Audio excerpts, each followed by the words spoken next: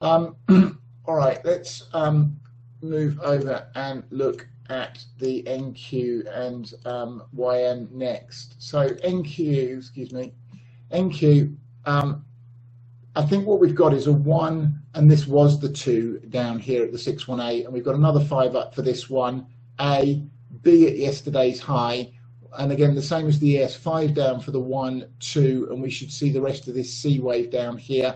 It ideally projects to the 618 retrace at 72.94 in the NQ. So looking for the US indices to come down in tandem today, and then the YM, 5 up to here, so we've got 1, 2, that's the second one, A, B, and it's coming down nicely. 1, we came right up and hit the 618 on the nose, and we've started to come off. I'm looking for the 3, 4, 5, the 2.0 lines up with the 618.